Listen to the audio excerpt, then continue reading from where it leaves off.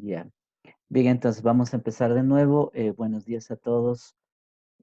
Quiero empezar la clase explicándoles la tarea que tenemos prevista. Voy a compartir pantalla con ustedes. A ver, ¿dónde está esta? Bueno, ahí tenemos, miren, la tarea que ya está puesta en su aula virtual. La puse el día de ayer. Solo me falta incorporarles el texto. Pero bueno, eso es fácil. Entonces voy a explicarles lo que tenemos previsto para estos próximos días, la lectura que ustedes van a realizar y la tarea propiamente. Miren, el esquema que vamos a seguir es exactamente el mismo que hemos realizado la primera vez con el reporte de lectura.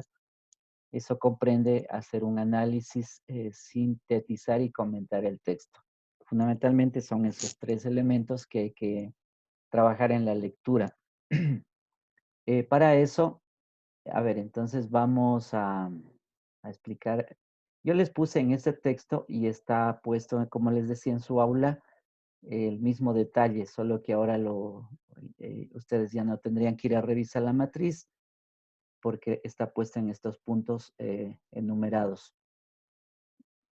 Fundamentalmente, repito, la tarea consiste en un reporte de lectura, siguiendo los parámetros que están indicados arriba en el título. Entonces, ¿qué hay que hacer? Bueno, primer numeral dice, identifique con absoluta claridad el objetivo, si es que el autor tiene un objetivo en su tema, o la tesis central del texto de lectura, es decir, cualquiera de los dos elementos que ustedes identifiquen o descubran, pues es válido para escribir en este numeral. No les repito lo que significa un objetivo o una tesis porque ya lo habíamos explicado la primera vez también. Numeral 2. Analice las categorías fundamentales del texto de lectura indicado. Igual, decir sobre las categorías, ya habíamos explicado qué significa una categoría en las ciencias sociales, ¿sí? Para diferenciarlo también de los conceptos. Una categoría, a ver, solo para repetir, es una concepción amplia de, de un tema o, digamos, de la realidad. Es decir, los escritores utilizan así categorías que son estas concepciones amplias para poder establecer debajo conceptos. Por ejemplo, si yo digo sociedad, sociedad es una categoría muy amplia. Si yo digo formación social, es una categoría sumamente amplia. Si yo digo capitalismo, es una concepción amplia. Es decir, debajo de capitalismo, sociedad o formación social entran una cantidad de conceptos que utilizan los autores. Entonces, en ese sentido, lo que hay que hacer es encontrar en el texto, pues, cuáles son las categorías fundamentales. Numeral 3. Sintetice a través de un mapa mental. Miren, en el mapa mental hay que diferenciarlo de otros esquemas, porque una cosa es el mapa mental y otra cosa es el mapa conceptual o qué sé yo, cualquier otro esquema, por ejemplo, una tabla de entrada y salida. Es decir, tienes diferentes esquemas para poder organizar la información. En este caso, fundamentalmente se les pide un mapa mental, que es una forma asimismo de organizar la información que uno lee, ¿sí? Es como un mapa de carreteras, sirve para eso. Entonces, cuidado en confundirse entre mapa mental, mapa conceptual, que no es lo mismo, ¿sí? Aquí lo que les estoy pidiendo es un mapa mental. Numeral 4, haga una crítica o critique, comente críticamente las categorías y los conceptos. A ver, me explico con respecto a esto de los conceptos. Los conceptos, y como les decía la primera vez que expliqué esa matriz 2, los conceptos son expresiones de la realidad. Es decir, el concepto recoge, refleja lo que es el mundo que vemos, tocamos, palpamos, evidenciamos. ¿Sí? Entonces, en ese sentido, lo que hace nuestro cerebro es captar la realidad y forma conceptos. Los conceptos por eso son entonces características de las cosas, atributos de las cosas, es decir, nos dicen de cómo están formados los objetos, las cosas de la naturaleza o de la vida misma.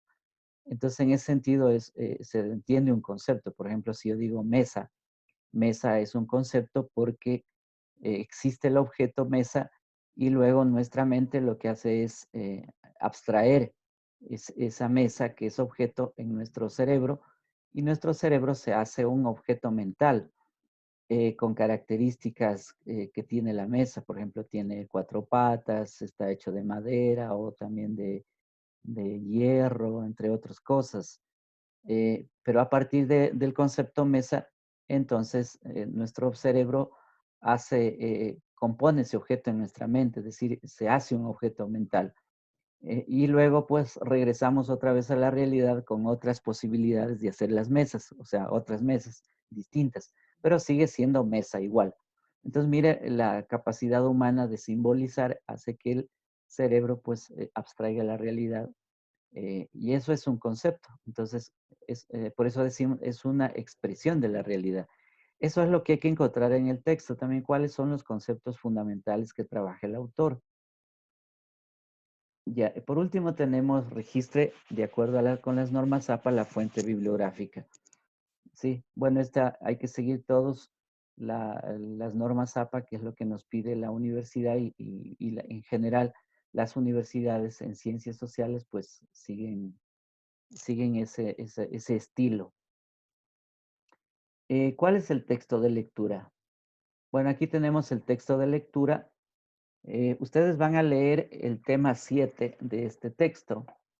¿Sí? El tema 7 se llama Doctrinas éticas fundamentales, porque lo que vamos a ver en estas clases es sobre las corrientes éticas, incluyendo varios autores y también tendencias que se han dado sobre el concepto de la ética.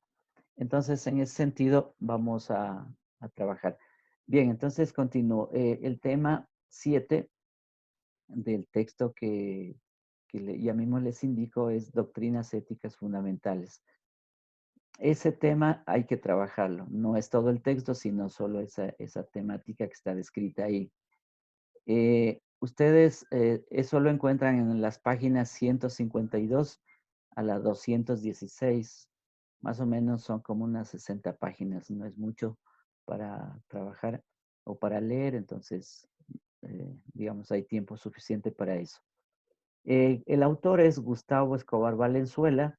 ¿Sí? Él es el escritor de este texto.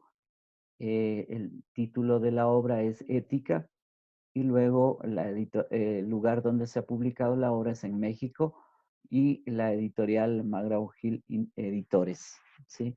El texto corresponde al año 2003. Bien, entonces, apenas acabe la clase yo les voy a ubicar el texto en su aula virtual. Bien, entonces, no se olviden. Profe, Sí, dígame. eso tiene que buscar en el internet.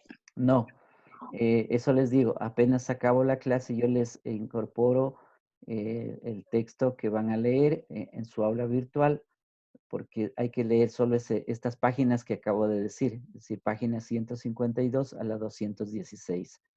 ¿Sí? Entonces solo hay que leer ese texto y en esas páginas nada más.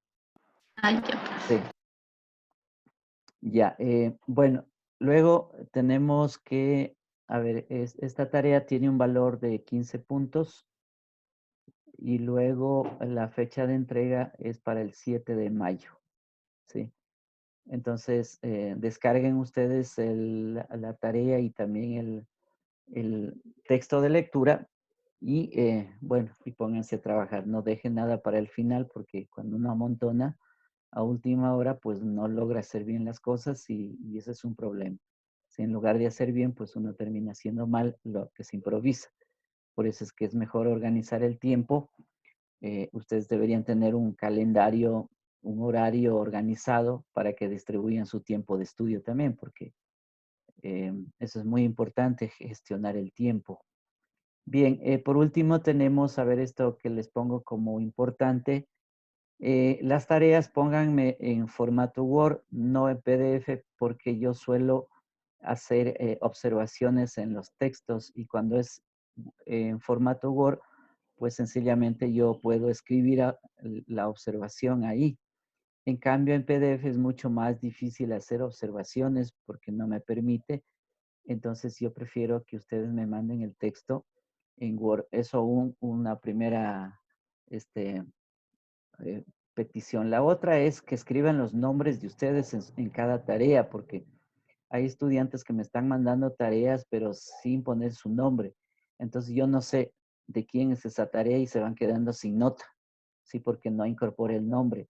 Entonces, en su trabajo, escriba el nombre, ponga datos, pues, personales para saber de quién se trata, ¿sí? Parece que quisieran ustedes que el profesor adivine quién es el estudiante y eso no es así. Si uno tiene que poner datos personales para poder saber con quién estamos trabajando. Entonces, esas dos peticiones para que ustedes se incorporen también.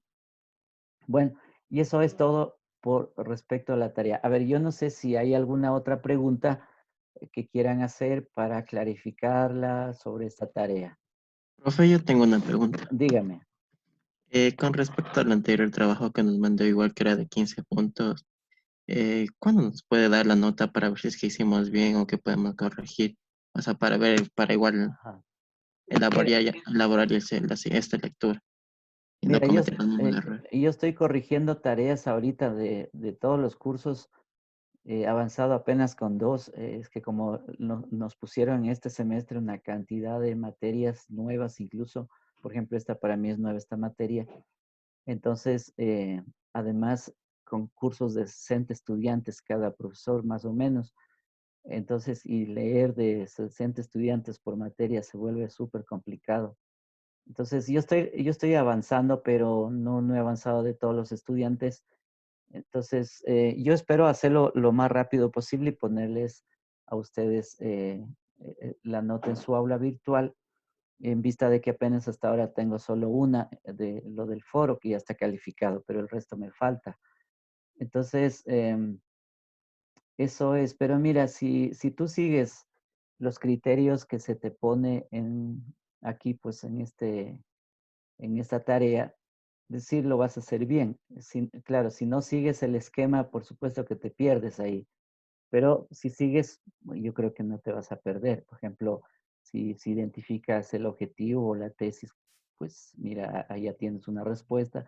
Si analizas las categorías que se te pide, por ejemplo, son autores, por decirte, ahí, o las corrientes de la ética mismo que existen, como el pragmatismo, por decirte, mira, pragmatismo ya es una categoría, o si pones existencialismo que vas a encontrar en el texto, mira, son categorías de la ética. Entonces, en ese sentido, pues no te pierdes. Y lo mismo pasa con los conceptos, que son, como les decía, eh, eh, definiciones mucho más cortas o con menos amplitud de información. Sí, de todas maneras voy a tratar de avanzar yo con la corrección de tareas para devolverles a ustedes. Profe, Sí, ¿y dónde están las notas del foro? O sea, usted nos va a dar después, porque en retroalimentación ni nada no están.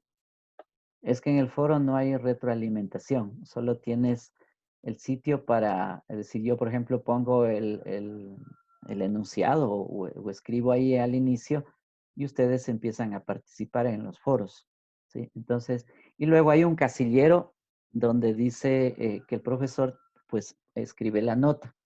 De hecho, yo pongo la nota ahí. Ahora, el asunto es que los alumnos que han entrado a su debido tiempo, tal como está indicado, hasta la hora 23:55 de la noche, hasta ahí está eso calificado. Después el sistema te cierra automáticamente, pero eso es en el caso del alumno atrasado, el que no ha entrado en el tiempo que se le pidió. Es decir, claro, y el estudiante que entró atrasado, pues ya no tiene nota porque el sistema no te permite calificar tampoco. Ese puede ser algún caso, ¿no? Yo no me acuerdo en este momento. Puede ser algún caso que el estudiante entró después de haber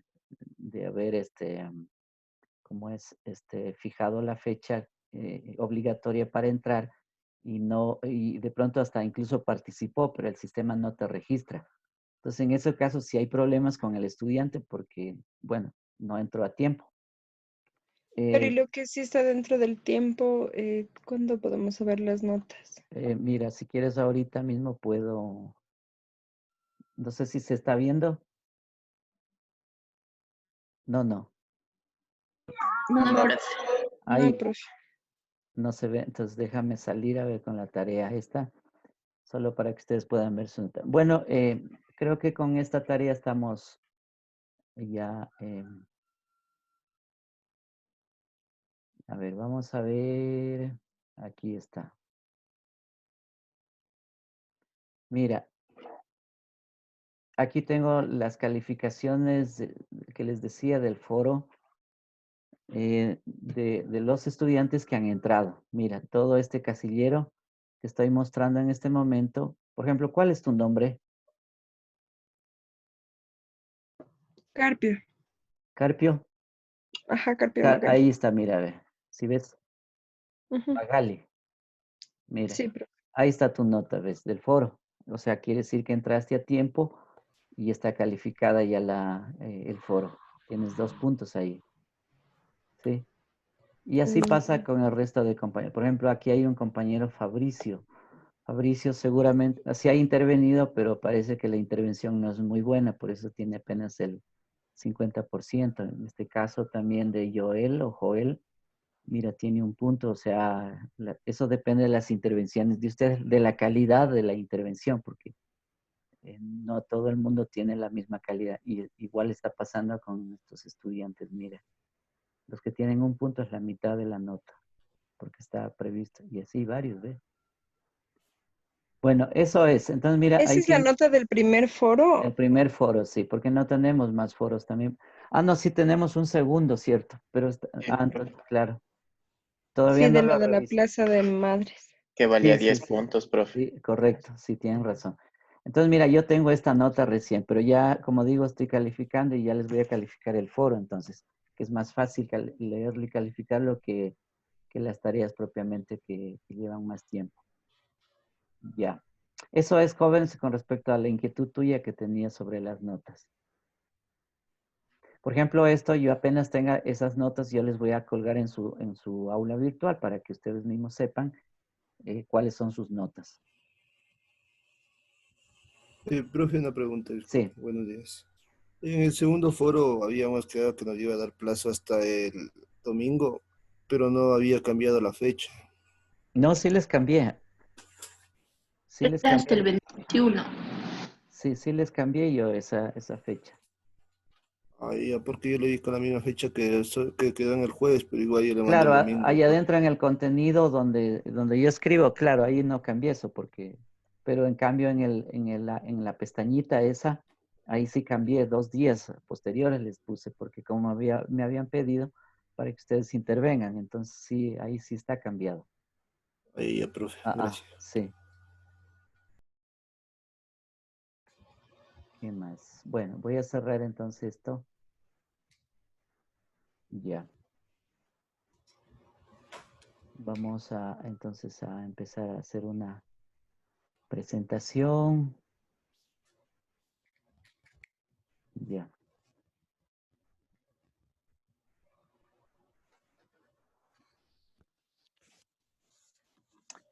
Bueno, miren, vamos a empezar entonces a trabajar con algunas corrientes de la ética y también con autores que han desarrollado la ética. Es solo para recordar, porque me parece que de todo lo que hemos dicho y de lo que ustedes también se van a encontrar posteriormente, pues hay una diversidad de opiniones sobre la ética. El problema es que en ese sentido, de muchos autores son muy subjetivos. Subjetivos significa que son opiniones que dicen que son teorías también, pero el problema de eso es que están basados en intereses generalmente de los autores o también intereses de grupos en la sociedad. Por ejemplo, cuando hablamos de utilitarismo, miren, existe la filosofía utilitarista, autores como por decir Adam Smith, un economista clásico, pues que centran la mirada en la vida, en la economía y en lo útil, en lo que produce dinero. Y miren, y detrás de eso, claro que hay una ética, pero es una ética que está basada, por ejemplo, en lo subjetivo, en el individuo, en lo individual. Entonces, miren, y así vamos a encontrar éticas. Entonces, pero lo que yo quiero destacar la idea y que es lo que me parece que hay que afirmar incluso repitiendo, es que el punto de partida de la ética, como ustedes ya han estudiado a Dussel, Enrique Dussel, es el de la vida misma. Es decir, lo que la ética propone en última instancia es la afirmación de la vida, de la defensa de la vida, el que los seres humanos pues defiendan esa perspectiva en vista de qué es lo que al final nos interesa en todo sentido, porque la felicidad también, que es otro criterio de la ética, resulta que la felicidad sí está en torno a la vida o corresponde a la vida. Entonces, todos los seres humanos, de hecho, buscamos la felicidad y queremos ser felices. Y ese es un horizonte o es una utopía también que nos va llevando de la mano hacia adelante, es decir, la búsqueda de felicidad. El problema es que, bueno, hay diferencias en el concepto de felicidad. Entonces, unos dicen, bueno, la felicidad es el placer, es decir, lo que se llama el hedonismo, y esa va a ser una corriente ética. Entonces, hay que vivir para el placer, por el placer, darle énfasis al sentimiento, a la emoción, a lo que te causa entonces esa felicidad, que según los autores dicen, pues es el placer. Entonces, mira, ahí tienes un enfoque, pero resulta que la vida no es pues solo placer. También tiene el lado opuesto, que puede ser el dolor, el sufrimiento. Por ejemplo, el pobre. El pobre toda la vida al final está sufriendo. Entonces, en ese sentido, encontramos también un tipo de ética. A ver, entonces la idea básica, que es lo que yo quiero recalcar, es que la ética, en el fondo mismo, lo que busca es la defensa de la vida, la afirmación de la vida. Y en este sentido, pues tendríamos que mirar las otras éticas, porque también vas a tener éticas, por ejemplo, humanitarias, o la ética de la guerra, por causas humanitarias. Entonces te das cuenta, hablar de ética por causas humanitarias en la guerra, pues decir, destruyes un pueblo con la guerra para que otro entre y domine y conquiste esas tierras, o sea, no cabe ahí la ética. Entonces, pero hay autores que hablan así también. Por ejemplo, Thomas Hobbes decía, el hombre es el lobo del hombre. En todo caso, hay que organizar a la sociedad en la forma civil para que se defienda del lobo. ¿Te das cuenta? Si estamos hablando de una ética de la guerra, ya, ¿ves? Pero uno dice, a ver, ¿cuál ética? ¿En la guerra puede existir ética? ¿Sí? Sí, ahora, ¿cómo criticas eso? Lo criticas desde la perspectiva de la vida, es decir, si la ética defiende el principio mismo de la vida, que es la naturaleza y los seres humanos, pues entonces la ética de la guerra no cabe, no existe como tal. ¿Te das cuenta? Entonces ya tienes un criterio para juzgar y para criticar también a aquellos que defienden la ética de la guerra. Y así podríamos hablar de las otras éticas también. De todas maneras, digo esto para que ustedes tengan elementos y no se confundan, porque entonces cada quien tendría su ética y cada quien tendría su ética dependiendo de su conciencia, como la gente común dice, no es que todos dependemos de la conciencia de uno y yo tengo mi conciencia, por lo tanto, eso es ético. No, es decir, eso es muy subjetivo, muy una opinión personal, pero entonces la ética no puede ser ciencia, eso no, ya no es ciencia, es decir, escapa a la ciencia, porque estamos dentro del plano de la opinión. En cambio, la ética como ciencia, pues tiene una perspectiva objetiva, real, ¿sí? Y eso es la vida misma, es decir, la vida no es subjetiva, la vida es objetiva, o sea, porque es auténtica, porque es real, es verdadera, ¿sí? Ese es entonces el punto de partida de la ética. Bueno, vamos a ver entonces qué corrientes nos encontramos. A ver, aquí algunas ideas para irlas también considerando. Aunque ya en presentaciones anteriores yo ya Ya he venido hablando, pero creo que conviene también volver a repetir ciertas ideas. Conceptos de ética y filosofía. Filosofía en la tradición clásica de los griegos se llama amor a la sabiduría, ¿sí? En nuestras tierras, en los Andes, la sabiduría pues es el amauta, el amaru, ¿sí? Sobre todo el amauta, el, el que tiene, digamos, la sabiduría.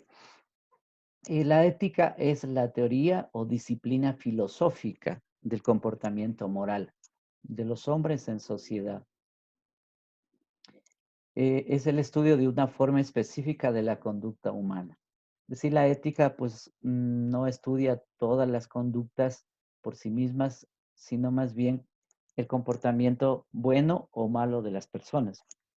Es decir, aquí comportamiento bueno en el sentido que está relacionado con la bondad y malo con la maldad. En ese sentido hay que entender, es decir, existe la bondad, pero también existe la maldad.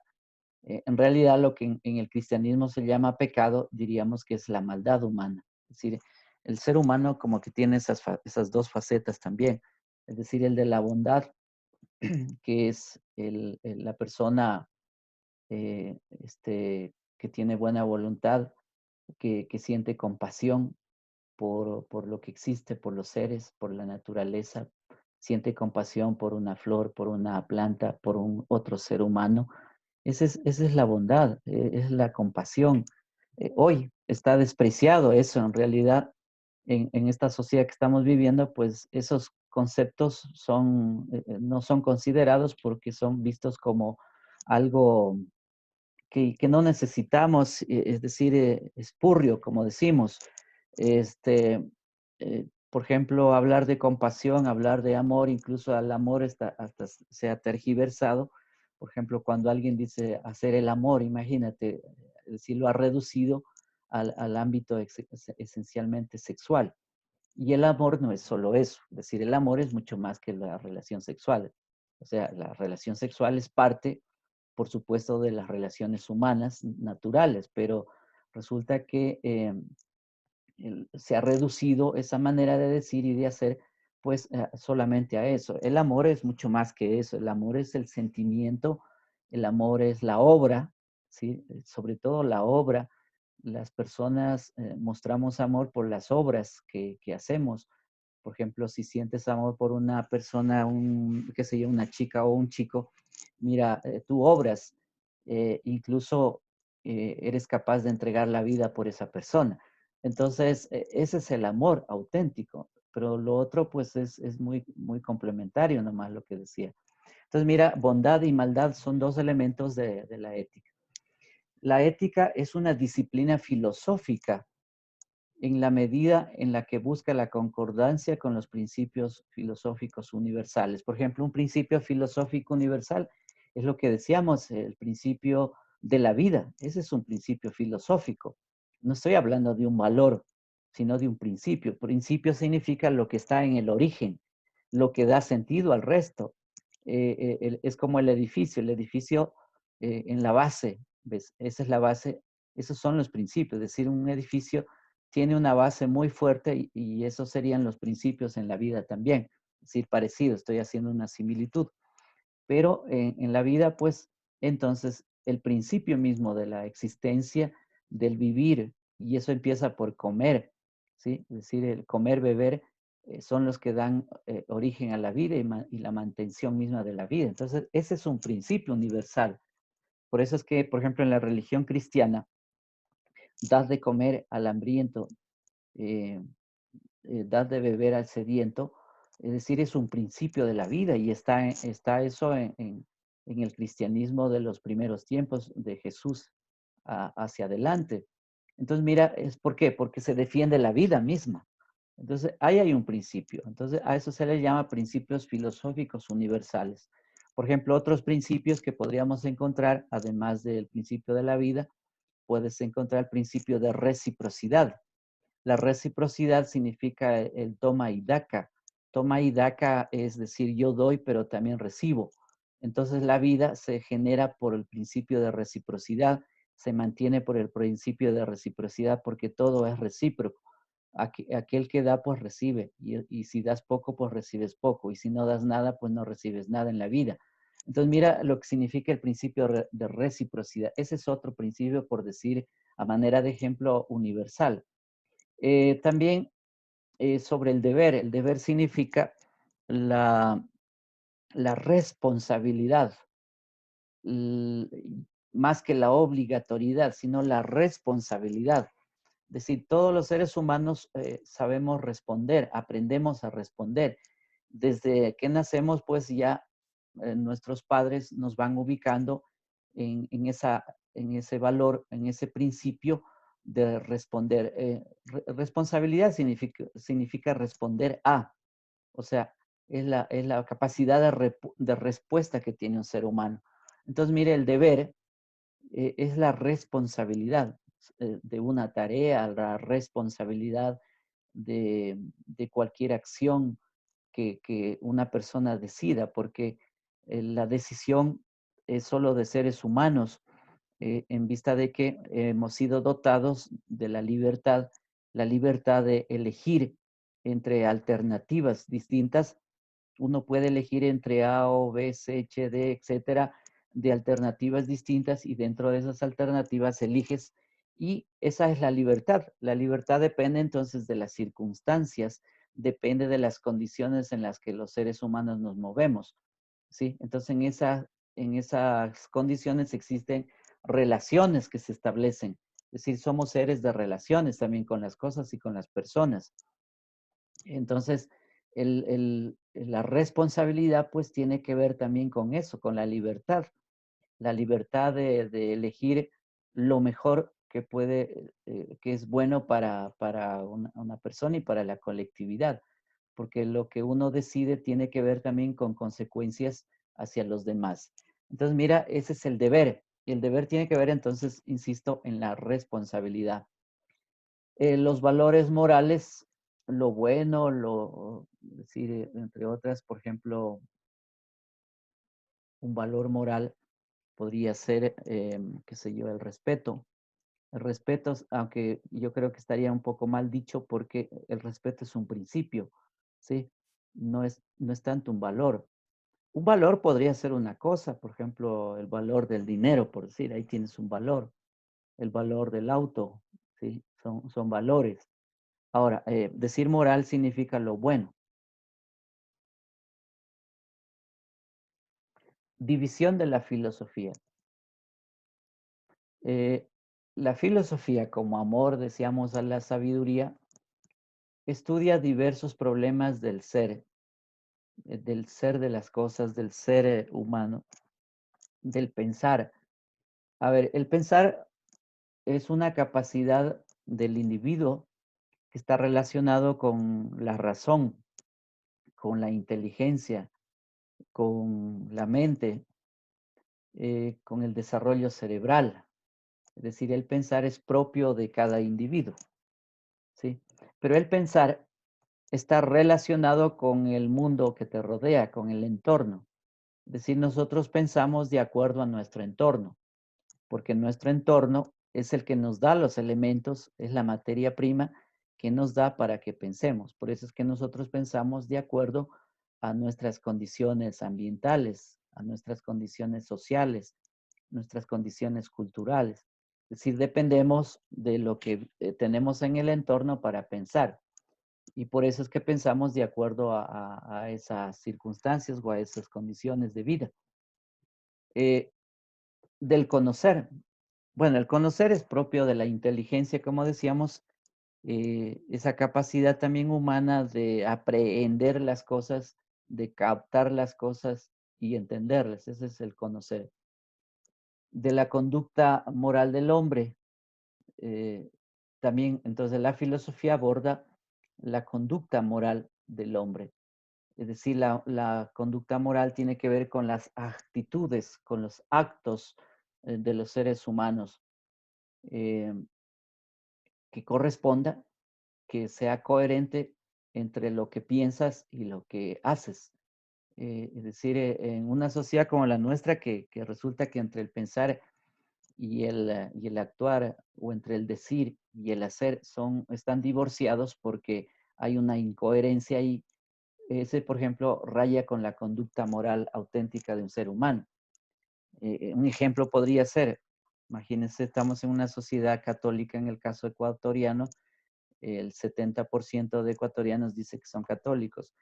Es decir, ahí encontramos, por ejemplo, que mucho del catolicismo, pues, decir, desde las puertas de la iglesia para adentro, adopta una posición, una actitud muy religiosa, sale fuera de, de la iglesia, de las puertas de la iglesia hacia afuera, resulta que cambió el comportamiento. Entonces, ¿qué encontramos ahí? Una doble moral.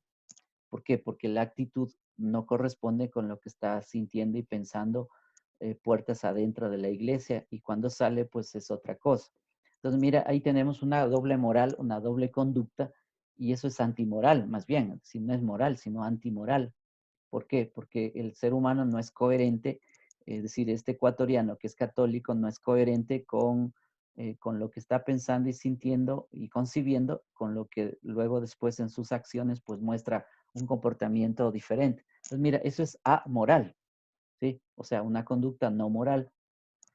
Bueno, también estudia la filosofía otros problemas como el de la sensibilidad, que es propio de cada persona. Otros problemas como los de la ciencia. La ciencia, por ejemplo, esto es muy, muy importante en vista de que la ciencia ha desarrollado y continúa desarrollándose eh, desorbitadamente, eh, pero resulta que a la vez también está presentando problemas éticos, por ejemplo, o morales, como por ejemplo, veamos hoy mismo la construcción de armas biológicas que están amenazando el mundo. Es decir, ya desde hace décadas empezaron a construir armas de destrucción masiva que se llaman, pero que en realidad son las armas biológicas, y eso viene por la ciencia, es decir, que se hacen laboratorios biológicos, químicos, y uno dice, a ver, ahí hay un problema en la ciencia, porque ¿cómo es posible que usamos la ciencia para el mal, o sea, para hacer maldad? Como el caso ahorita mismo del coronavirus. Pues hay afirmaciones, por ejemplo, Alfredo Jalife, un internacionalista mexicano, él dice, o supone todavía que el coronavirus viene por fabricación de laboratorio, es decir, dentro de lo que se llaman las armas biológicas. Lo que pasa es que, claro, la intención primera, pues en ese laboratorio se entiende que no era tampoco contagiar a nadie. Lo que pasa es que parece que se les escapó, en el sentido de que seguramente alguien de los que estaban en el laboratorio, pues, es decir, esos tienen que estar bien cubiertos con ropa, con trajes especiales también para trabajar con ese tipo de virus. Entonces, bueno, Alfredo Jalife dice, él supone, por eso estoy diciendo la palabra suponer. Suponer no indica que no se puede decir con a ciencia cierta todavía, pero él supone que eso fue así, es decir, hubo un accidente ahí en realidad, ¿sí? Discúlpeme, voy a conectar mi computadora. Cargando.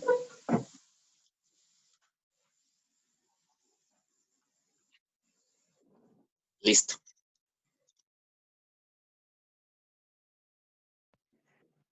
Entonces, miren, ahí hay un problema de la ciencia con respecto a la moral y a la ética. Científicamente, hablar de ética en laboratorio y que sea usado como arma biológica, pues miren, eso ya no es ético, ¿sí? Sino que más bien es antiético o antimoral. Y en el caso de la tecnología, mire, aquí creo que la tecnología hay que entenderla correctamente, porque la tecnología en primer lugar es una construcción humana, una confección humana. Los seres humanos, pues por nuestra propia manera de ser, sabemos fabricar, sabemos hacer cosas, objetos. Desde la existencia de los primeros seres humanos, pues sobre la Tierra empezaron a fabricar armas, qué sé yo, para cazar para su propia defensa, etcétera. Bueno, y la tecnología ha ido avanzando así porque implica conocimiento, implica destreza también, implica capacidad de combinar piezas, etcétera. Entonces, la tecnología en realidad viene a ser un medio y hay que considerarlo como medio. Por eso es que la tecnología, pues, miren, diríamos, como imparcial por sí misma. Es decir, uno puede tener un cuchillo, ¿ves? Y el cuchillo, pues, le puedes dar varios usos. Puedes usarla para cortar, qué sé yo, las frutas, cortar cualquier otra cosa, o para cortar carne. Es decir, es una herramienta que sirve, pero también el cuchillo podría ser usado para lastimar a alguien, imagínate. Entonces, pero no es problema del cuchillo. El problema es de la persona, es decir, las personas. ¿Cómo usamos esos medios? Es decir, si al medio lo usas como fin en sí mismo, entonces, claro, estamos ya en un problema ético.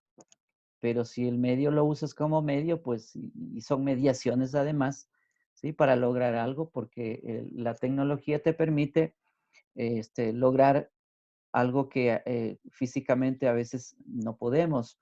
Por eso es una mediación también la tecnología. Es decir, nos sirve para eso. Es decir, una computadora, pues mira, me sirve para muchas cosas de formación, de estudio, pero también podría ser usado, qué sé yo, negativamente, depende. Entonces, mira, la tecnología, pues es un medio para lograr fines. Cuando los fines se convierten en medios, entonces ahí sí estamos en problemas.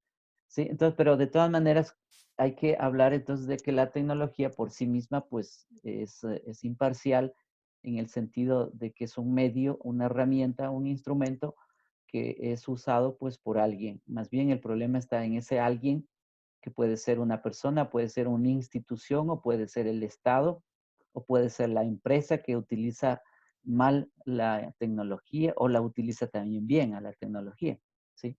En ese sentido. Ya, en cuanto las disciplinas filosóficas son la ética. A ver, entonces aquí hay una breve clasificación. Dentro de la filosofía están estas varias ramas, la ética, la lógica, la estética, la epistemología, la ontología, la teoría del conocimiento, la filosofía de la historia, la filosofía del derecho, la filosofía de la ciencia, etcétera, etcétera. Bueno, no me detengo en esta a comentar porque de todas maneras son clasificaciones que se hacen dentro de la filosofía. También ahí, por ejemplo, tenemos, qué sé yo, las éticas aplicadas para las profesiones.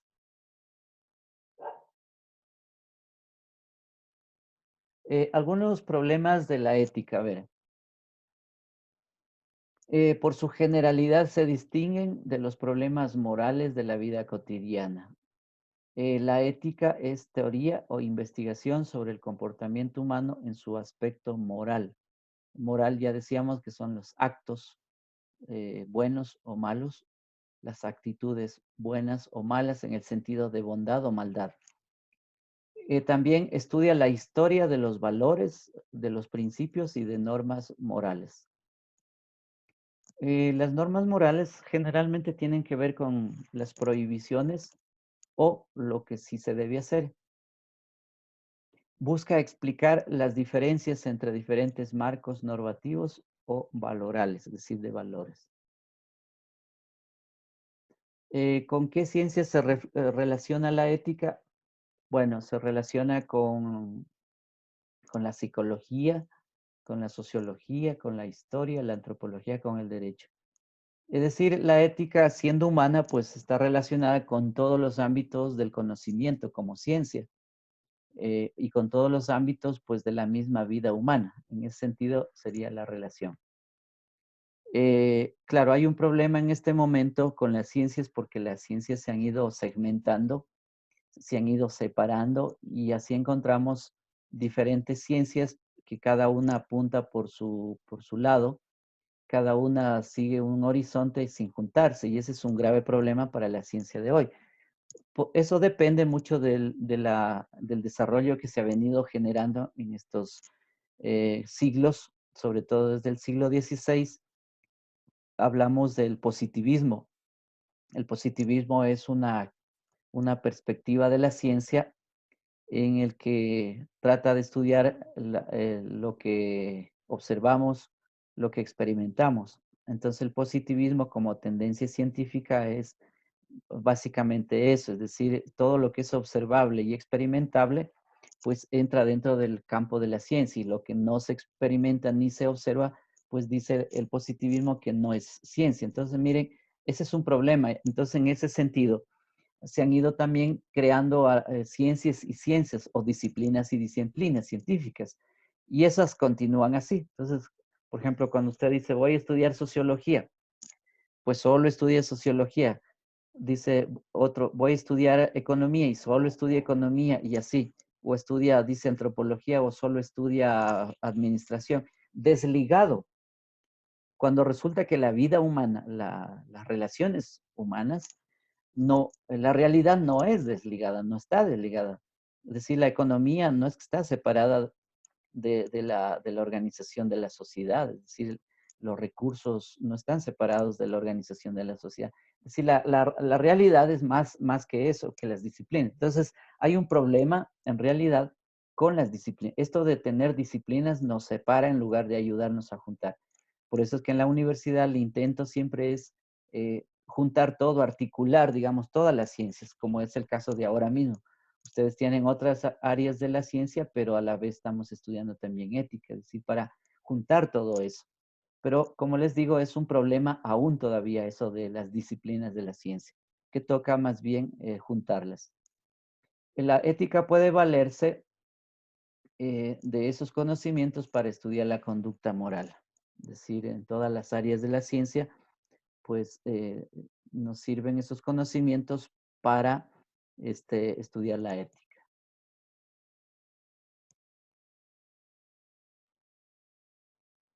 Algunos autores que vamos a ir revisando en adelante de qué es lo que ellos van pensando sobre el tema ético, cómo van considerando al ser humano como tal.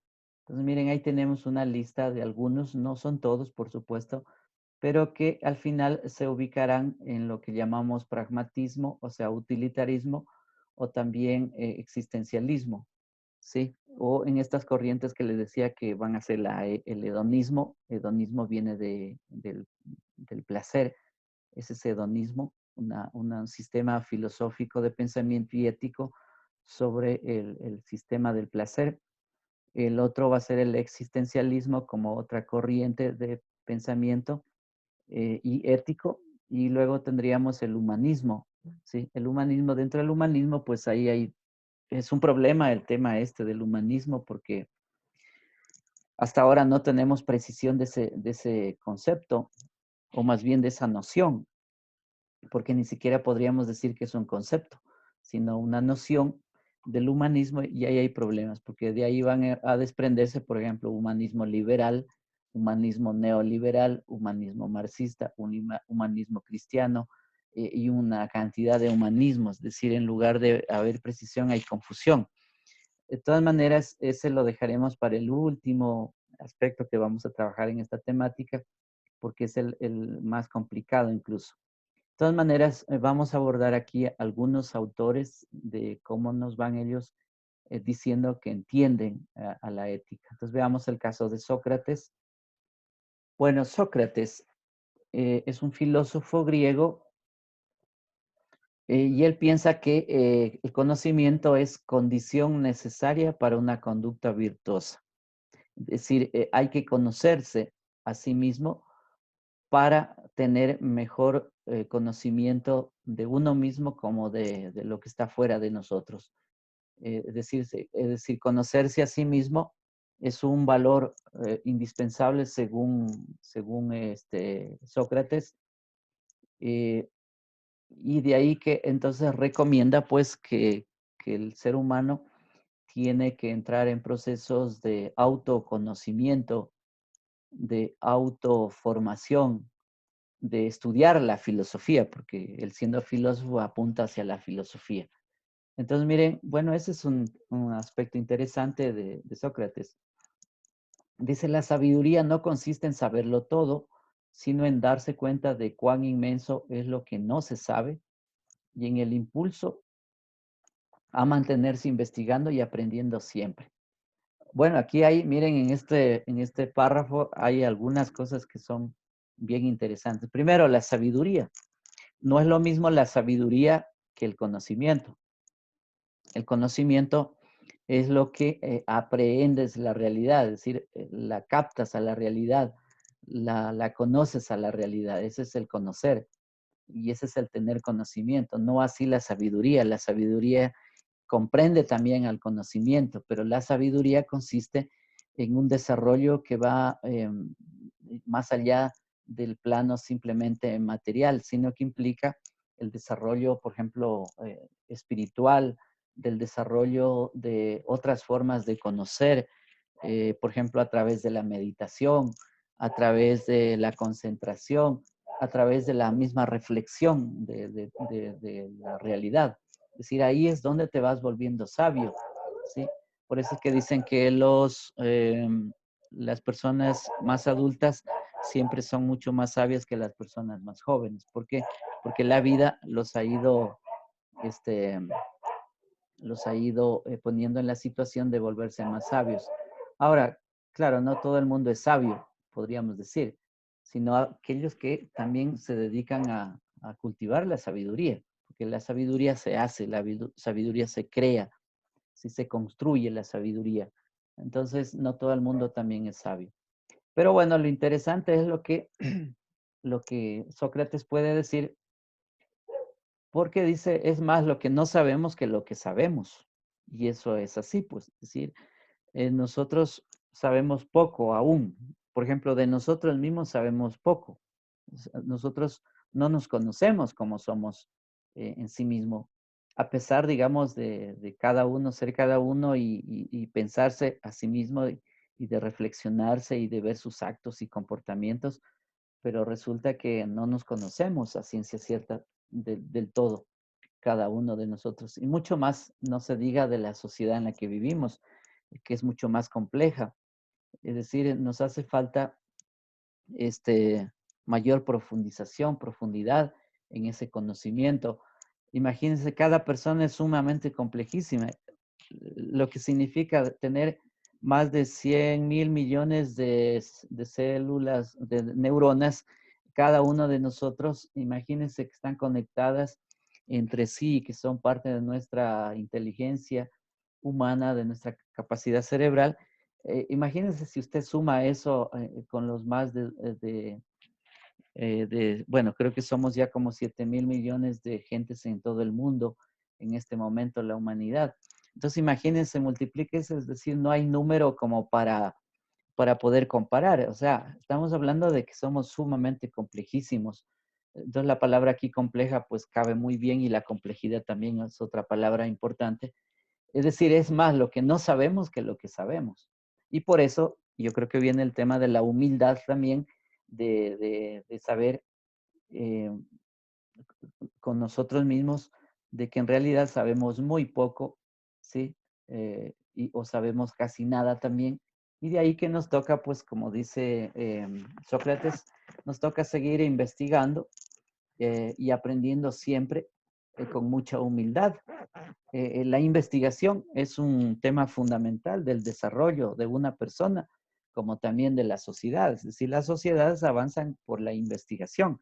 Por eso es importante eh, que los estados, los gobiernos dediquen mucho presupuesto, mucha inversión al tema educación, porque solo por la educación podemos desarrollarnos y avanzar.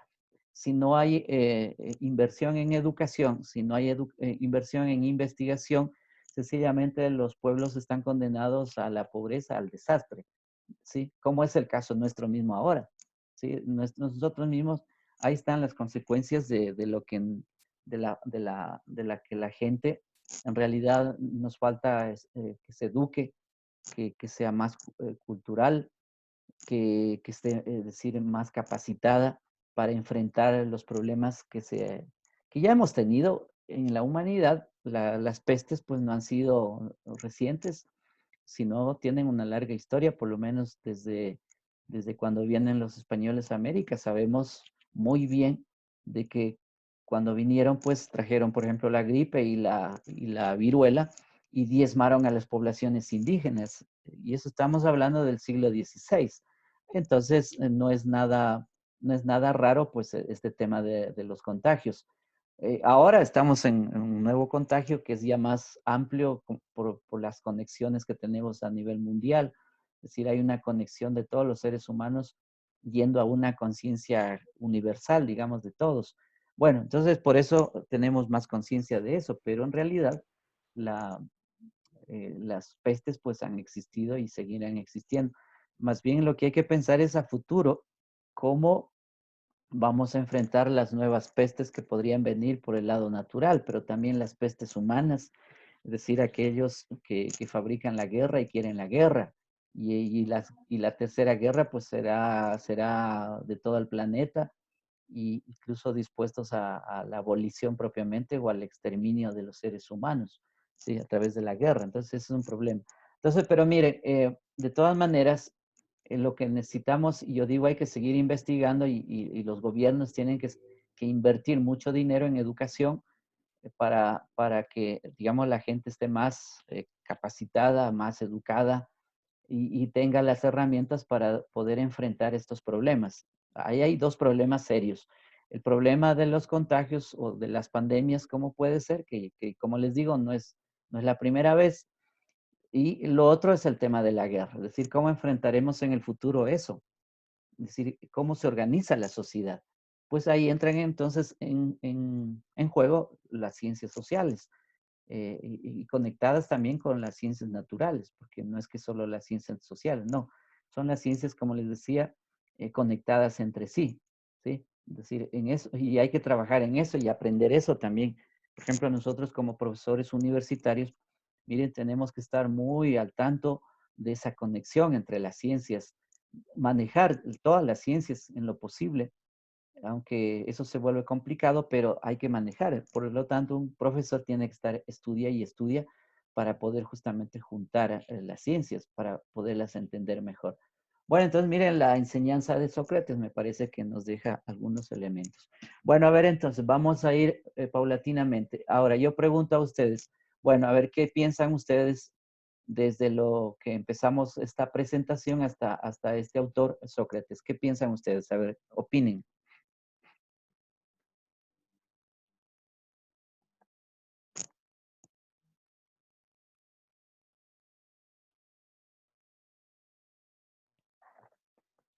¿Qué dicen jóvenes? Bueno, profe, yo creo que si la ética intenta defender la vida, entonces es como que muy difícil hablar de ética en un tiempo en donde existen en guerras o incluso en la teoría que usted mencionó de que la pandemia que estamos sufriendo hoy en día es un arma para nosotros mismos. Ujú. O sea, tú dices que no habría una ética ahí. O sea, yo pienso que es muy difícil hablar de ética desde la maldad que existe Mm, en la humanidad misma. ya, ya. Claro, ¿no? Pues, o sea, la maldad humana que está detrás, porque esto nos muestra hasta dónde el ser humano tiene sus alcances humanos. O sea, imagínate lo que significa el egoísmo, porque lo que está debajo de toda la maldad, pues es el egoísmo. Egoísmo viene de ego. Ego es el yo. Es decir, hay un centramiento en el yo. Es decir, todo para yo. Bueno, está mal dicho, todo para mí, pero es el yo. Lo que Sigmund Freud ya en la psicología estudiaba eso, las capas que dice que tenemos cada persona y en las que se desarrolla pues lo que llama el consciente, inconsciente, subconsciente, etcétera, o preconsciente, y dentro de eso está lo que está el yo y el super yo. Bueno, entonces mira, el asunto es que, claro, decir, estamos en una era o en una etapa de la historia de la humanidad, es decir, donde hay un, un como una afirmación del yo, es decir, del ego o del egoísmo como esencial. De hecho, en la concepción, a ver, por ejemplo, liberal o neoliberal, que es la corriente de pensamiento y el paradigma mundial hoy, es que, es decir, dentro de esa corriente es el individuo, se enfatiza el individuo. Incluso se afirma de que el individuo es el centro de la sociedad, que el individuo es la célula de la sociedad. Y en realidad eso es falso, porque las mismas ciencias sociales nos enseñan de que no es así, de que eso es un falso problema, o sea, un pseudo problema. Pseudo significa falso. Entonces, porque el ser humano más bien es un ser es eminentemente social. Es decir, venimos de sociedad, somos de sociedad y caminamos en sociedad y seguro vamos a vivir en sociedad. Es decir, somos seres gregarios, somos seres de convivencia. Por lo tanto, hablar del individuo como célula de la sociedad es falso. Mira, entonces la misma ciencias sociales nos va enseñando eso. Y sin embargo, en la realidad, pues se enfatiza que es el individuo el centro de la sociedad. Entonces, claro, individuo por individuo, pues la lógica ahí sería de que cada quien se salva solito, sálvese quien pueda. Y ese es el sistema actual que te decía, es el sistema liberal en el cual vivimos, o el neoliberal, que es el que fundamentalmente ha estado en el orden del día de la sociedad mundial. Y los ecuatorianos pues no escapamos a esa lógica también. Entonces, mira, eso nos está conduciendo hacia dónde. Es decir, el egoísmo humano, en términos de maldad humana, no tiene límites y nos está conduciendo a la debacle mundial. Por eso es que, éticamente hablando, es decir, desde la perspectiva inicial que decíamos y que la vamos a enfatizar, es la defensa misma de la vida o es la vida en su conjunto. Entonces, no cuadra con este tipo por ejemplo, de fabricación de armas biológicas, no cuadra con la fabricación de armas atómicas, con la fabricación de misiles, y entrenamientos militares y el ascenso militar y las economías militares, fabricación, armamentismo militar, no cabe, es decir, no entra en la lógica desde la ética. Por lo tanto, se vuelve antiético eso y no puede ser defendido tampoco, no puede ser aceptado por ninguna forma ese tipo de acciones humanas. ¿Te das cuenta? Es decir, estamos, yo diría, en la era cavernaria mismo de los humanos, porque se dice que somos civilizados cuando resulta que las acciones y los actos son terribles. O sea, entonces, de cuál civilización hablamos? Entonces, ponemos en jaque la civilización, pues. A ver, ¿qué civilización es esa entonces? Porque si estamos en los orígenes mismos de la humanidad, así, pues entonces resulta que entonces eso no es civilizado. Y de hecho hay autores que hablan de barbarie o civilización o barbarie. Es decir, son dos conceptos ahí que los vienen trabajando, es decir, o vamos en verdad a ser civilizados o es que retornamos a la barbarie otra vez cuando decimos que estamos en la onda civilizatoria. Entonces, mira, eso pone en jaque y nos ha puesto en jaque a todo el mundo el coronavirus. Es decir, está diciendo, señores, vean el tipo de sociedad que ustedes han construido y vienen construyendo. O sea, hay que ser inteligentes ahora para no seguir esa ruta, porque si tú sabes que esa ruta nos conduce a la debacle humana, al holocausto humano y a la desaparición humana, pues entonces la ruta no sirve, o sea, hay que tomar otra ruta. Y esa ruta es la que hay que trabajarla. O sea, yo creo que la ética nos permite pensar en este momento que tenemos que ir por otro camino, la humanidad tiene que seguir otro camino que no sea el que ya conocemos, porque el que ya conocemos mira hacia dónde nos está llevando. Entonces, la ruta deberá ser la construcción de otra civilización, que hay, por ejemplo, los pueblos indígenas de todo el mundo nos han mostrado, nos van mostrando que sí hay otras rutas de construcción, ¿sí? Los mismos pueblos nuestros andinos, pues tienen ahí rutas ya trazadas de milenios de años. El problema es que con la conquista de España y de Portugal a América, pues ese proceso fue cortado, digamos, incluso yo diría casi hasta eliminado. Y bueno, y ese es un problema, porque entonces no nos ha permitido seguir una ruta que ya existía.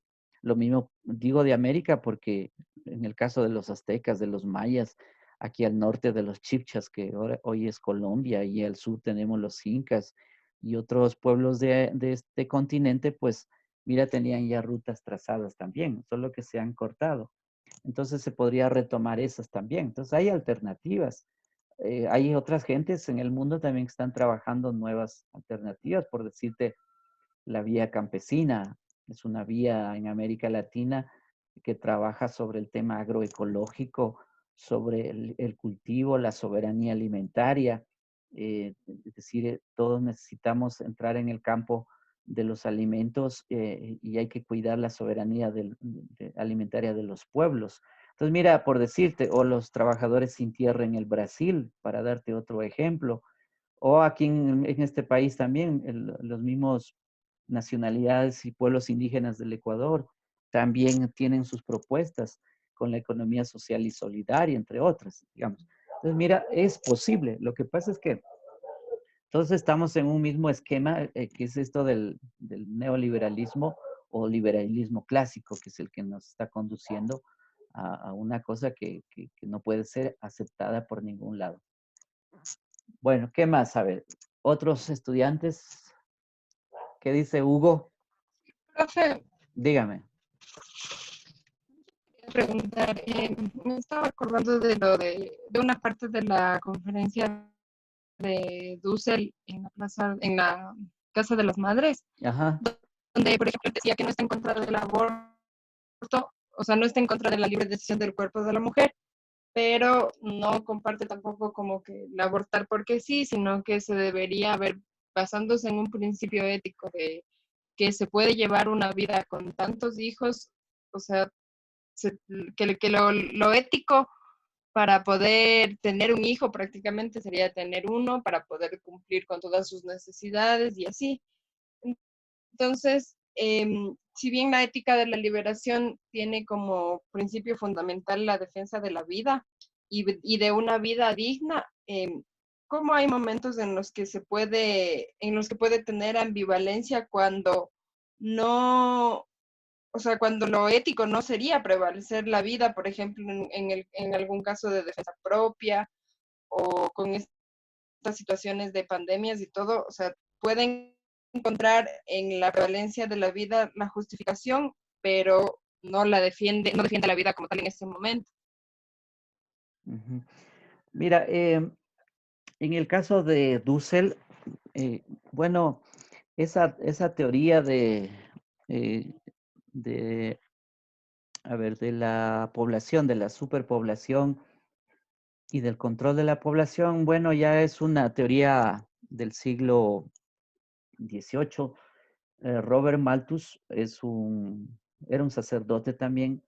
Él proponía que primero a ver, hay un exceso de gente, o sea, hay una superpoblación que se multiplica rápido y en cambio la escasez de alimentos que tiene que ver con la economía, pues mira, es incoherente, es decir, hay un exceso de gente que crece muy rápido, que aumenta muy pronto, pero en cambio los elementos que te da la naturaleza, que son los productos, los recursos, etcétera, resulta que son escasos. Entonces, es lo que dice, mira, lo que hay que hacer ahí es control de esa superpoblación.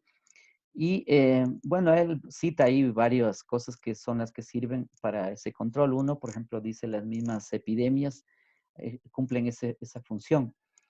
Otro que dice y le da importancia es el tema de la guerra. Es decir, la guerra también dice, hace que controlan la superpoblación, porque dice generalmente o clásicamente los que van a la guerra son los hombres. Y entonces al reducirse los hombres, pues existe menos posibilidad de que un hombre pueda engendrar a una mujer. Bueno, y claro, entonces se empieza a reducir la población. Y lo otro que él propone también es el hecho de catástrofes naturales que podrían suceder también. Dice que ese es otro elemento que él pone y que han sucedido también en la historia de este planeta y la historia humana también. Y que de algún modo han equilibrado eso. Bueno, en todo caso, lo que hace Dussel, sí, dígame. Y como tal vez desde el punto, no sé si se puede relacionar desde el punto ético, como estas, o sea, lo que está pasando en la actualidad y algunas cosas que se han dado así similares a esto de pandemias, de terremotos y todo esto se pueden relacionar de forma ética con, por ejemplo, con la doctrina del shock o con la teoría de la conspiración. ¿Existiría alguna relación? Sí, a ver, con la doctrina del shock, mira, Noemí Klein es una de las grandes autoras que trabajó mucho el tema del shock, la teoría del shock. Y ella dice que, bueno, esa es una creación esencialmente, sobre todo norteamericana, porque ella habla de los Estados Unidos, y que lo que están intentando es producir shocks sociales dependiendo de si los pueblos, si las naciones van o no de acuerdo con las posiciones imperiales, es decir, norteamericanas.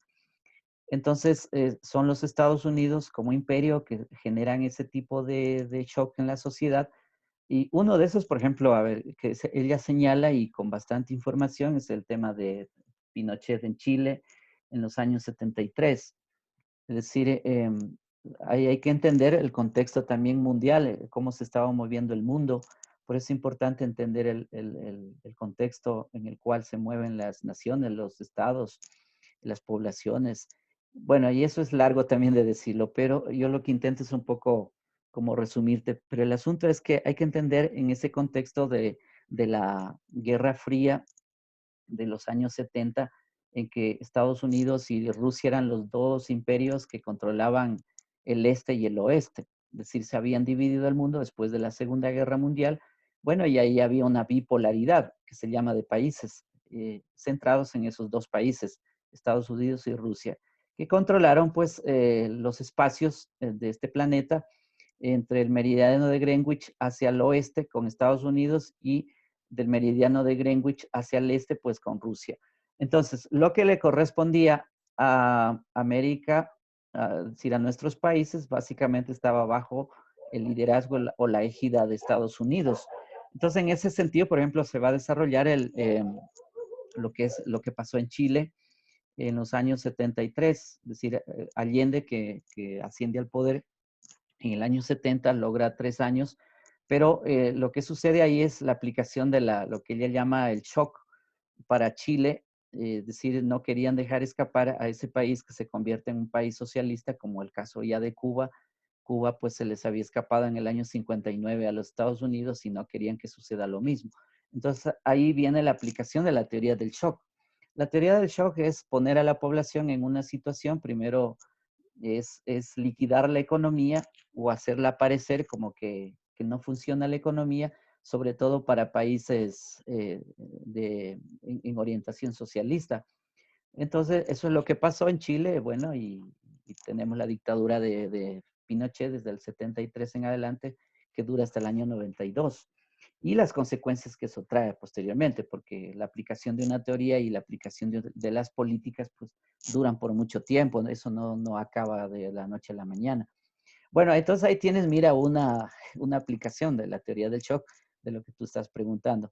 En otras partes también ha pasado lo mismo, por ejemplo, en el caso ecuatoriano, te voy a decir, para que veas que, por ejemplo, nosotros fuimos a un proceso de dolarización ya desde el año 82, después de la muerte de el presidente Roldós, quedó el presidente Osvaldo Hurtado Larrea, y bueno, de ahí para adelante empezamos ya un problema de aplicación del neoliberalismo, y el neoliberalismo como sistema económico pues contiene dentro de sí esto que se llama del shock, es decir, el shock social, el shock económico que hay que hacer. Entonces, mira, eso reventó hay que acordarse en el año 1999 con el feriado bancario, es decir, la apropiación de los dineros públicos y de la sociedad, pues en ciertos bancos, y la construcción de la AGD, Agencia de Garantía de Depósitos, que era la que garantizaba, según la época, los dineros del pueblo. Pero sin embargo, eso fue una creación también de las élites de este país.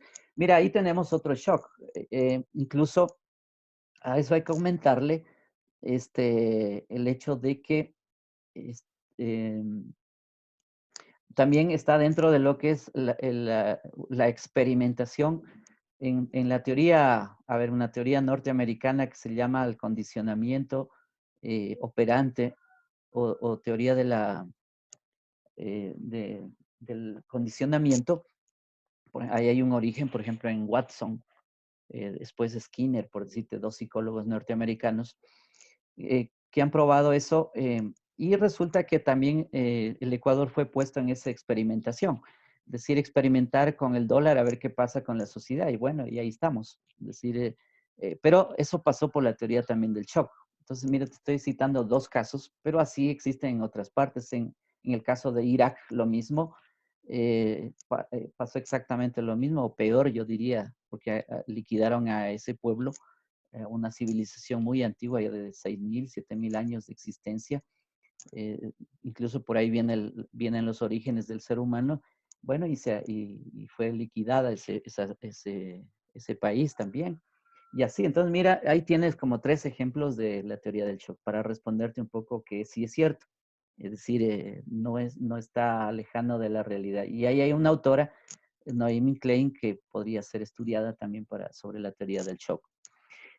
Sobre lo otro, el tema de la pandemia propiamente, pues sí, es decir, las epidemias han existido en todo el mundo.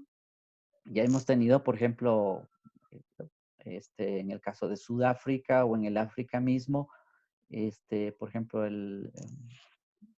¿cómo se llamó? Vaya, se me fueron los nombres.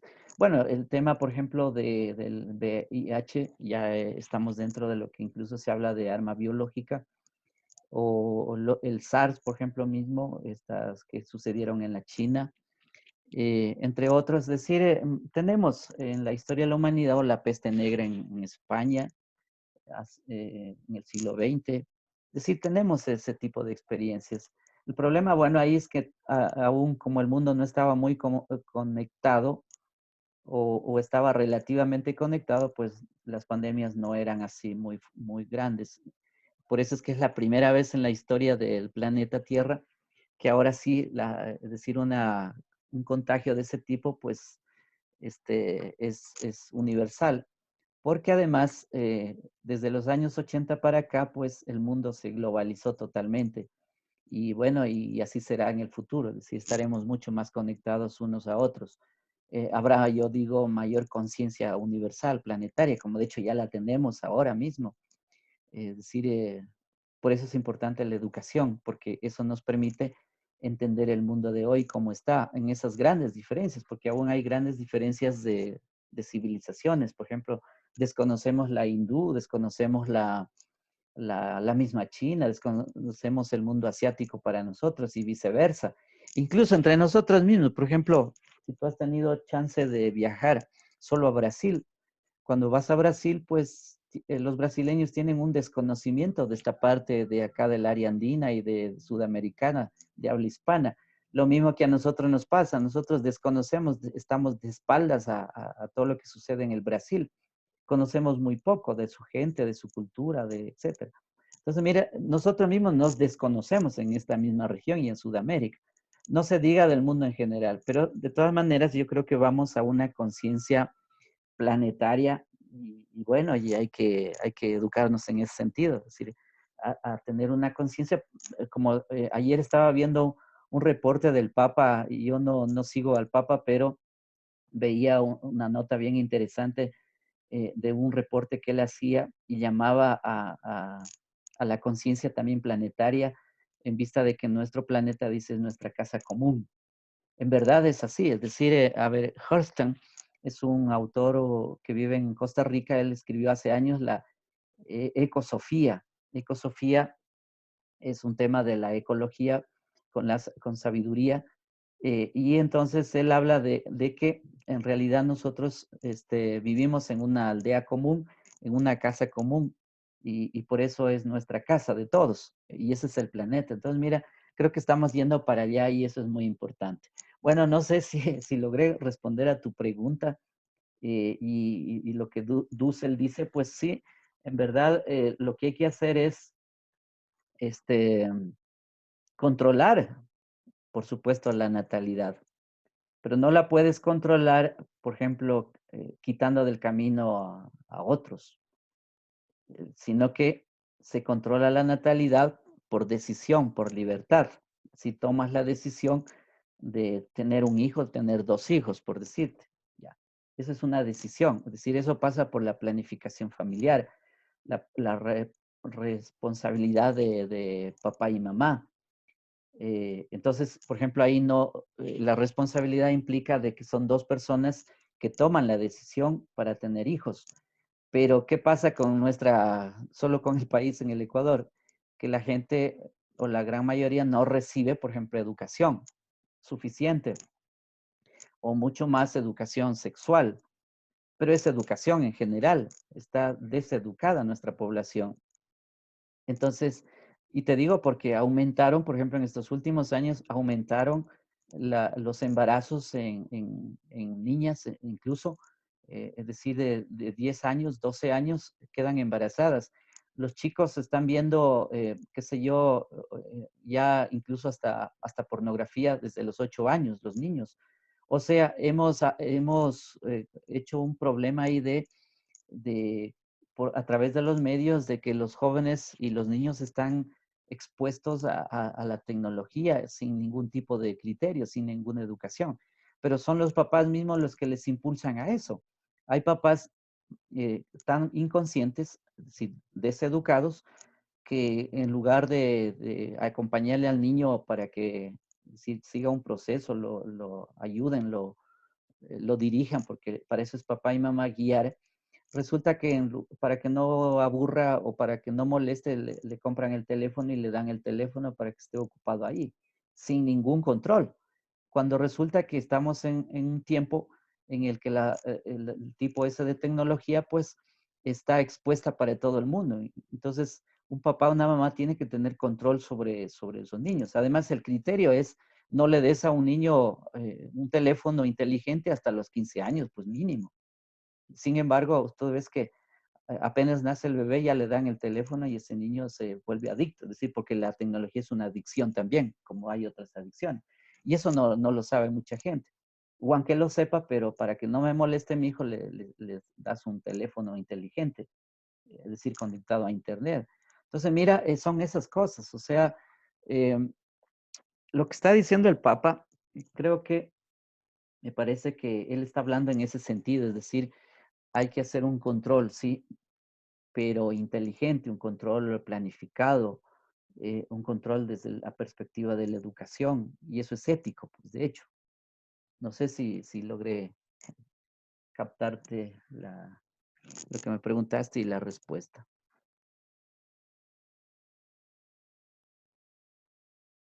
¿Algo más por ahí?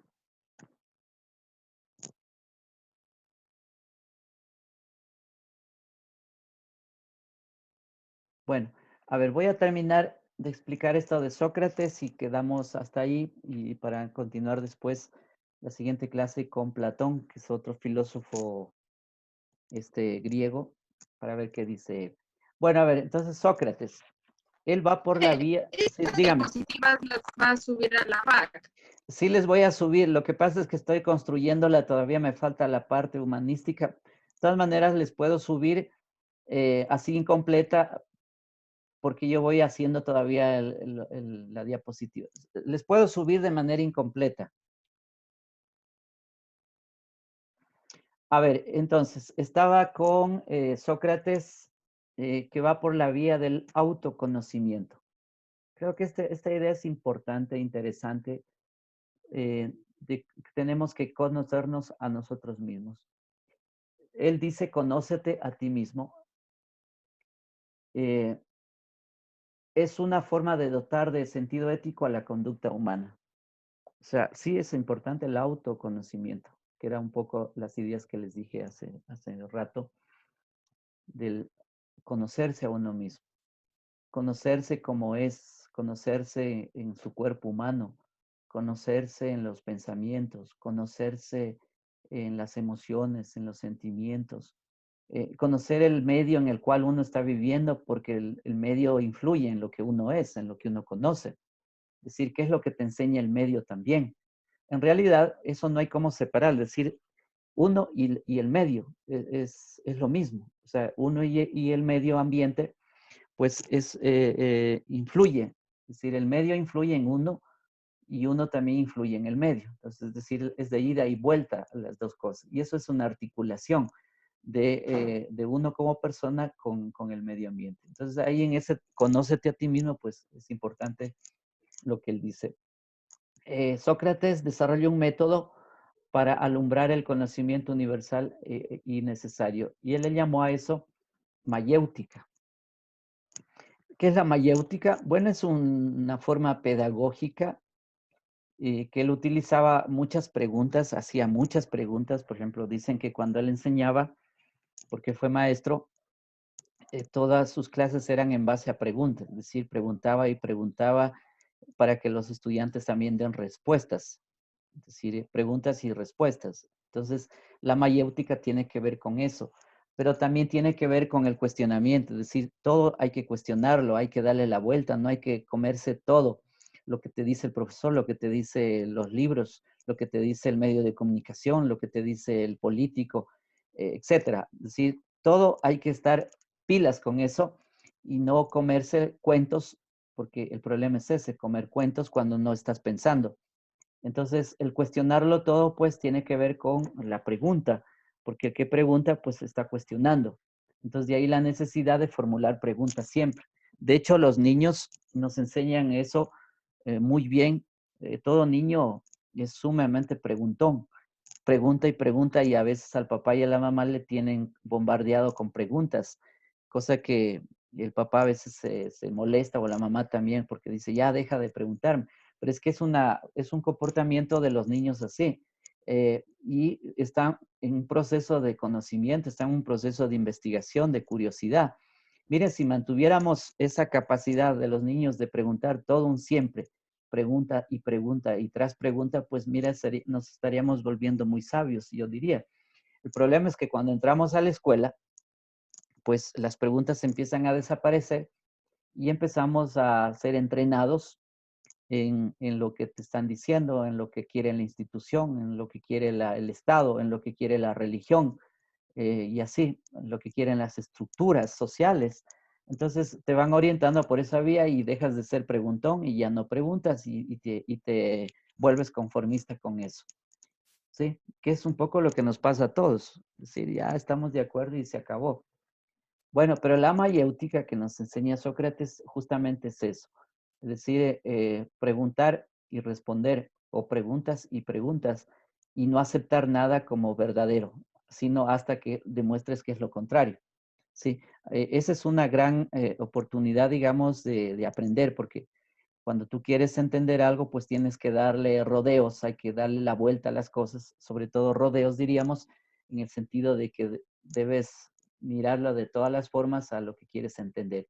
Y solo así aprendemos. Por eso es importante la investigación. Bueno, dejamos ahí. Entonces, la próxima clase vamos a iniciar con Platón y continuar la explicación.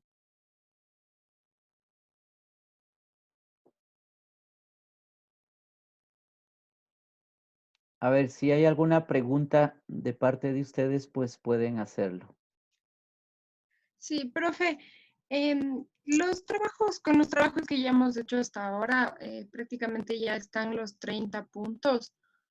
¿O cómo van a ser sumados? Porque más de este trabajo que tenemos que hacer ahora también ya se pasa de esos 30 puntos. ¿Nos podría explicar un poquito eso? Mira, sí, son dos trabajos en realidad que tienen ustedes hasta aquí, trabajos oficiales que son, a ver, el 1 y la tarea 2. de 15 puntos, pero yo suelo decir, ponerles otras tareitas más pequeñas, por ejemplo, los foros, porque eso les ayuda mucho a aumentar los puntos, porque en realidad cuando un estudiante hace una tarea, y eso te lo digo por experiencia, no es que llega a los 15 puntos de una. Si siempre hay problemas, por ejemplo, porque no logró bien una pregunta o uno de los ítems que se les pide no está bien, entonces empieza a bajar puntos. Entonces es mejor pasar de los 30 puntos, es decir, si logras 35, 40 puntos, mejor, porque al final tu promedio del bimestre va a ser 30. Es decir, si pasas de los 30, pues mejor. Pero como por mi experiencia te digo, el estudiante nunca llega a los 30 incluso, entonces es mejor que tenga más tareas, que haga más tareas cortitas y bueno, y así va sumando puntos porque es acumulativo el puntaje, ¿sí? Entonces así nos salvamos, tanto ustedes como yo, para la cuestión de las tareas. Entonces, eso, pero en realidad, si solo dejara 2 tareas, pues idealmente estamos hablando de 30 puntos, pero en la realidad no sucede así. Es decir, en la realidad sucede que, como te dije, o sea, no siempre el estudiante logra los 15 puntos. Sí, entonces necesitamos ir haciendo ahí, por ejemplo, los foros, los foros de 2 puntos, y eso te ayuda al final al tu promedio del bimestre y al promedio, por supuesto, final de la tarea. Luego es el examen. En el examen también es otro lío. Entonces, es mejor ir aumentando puntos porque así nos ayudamos. Listo, profe, Bueno, gracias. jóvenes, listo. Entonces, yo voy a ir cerrando porque tengo otra clase ya mismo eh, y continuaremos la próxima clase. Entonces, que les vaya bien, cuídense mucho, cuide su salud, cuide la Gracias, familia. profe. Muy bien. Hasta pronto. Profe, una pregunta. Dígame. El segundo deber, ¿cuántas hojas son? ¿O no hay, como decir, oficial, cuántas hojas toca hacer? Mira, no hay un límite de páginas porque en realidad hay que centrarse solo en lo que se les pide. Por ejemplo, el primer ítem que dice identifique el objetivo o la tesis central, mira, eso lo pones en una línea, qué sé yo, a ver, que puede tener 25 o hasta 30 tal vez palabras, o máximo hasta 40 ya por último, para decir, exagerando. 40 palabras y ahí está todo. Entonces no necesitas aumentarle más. Si empiezas a aumentar más es porque, bueno, no se entendió lo que se está pidiendo y el texto tampoco. Entonces, claro, ahí el estudiante empieza a inventar cosas, a escribir cualquier cosa, pero ya no está centrado en lo que se le pide.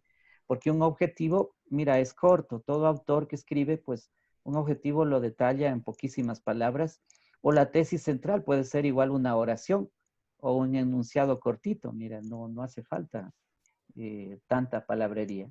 Por eso es que hay que identificar con claridad, y yo por eso digo identifique con absoluta claridad, digo, el objetivo o la tesis central.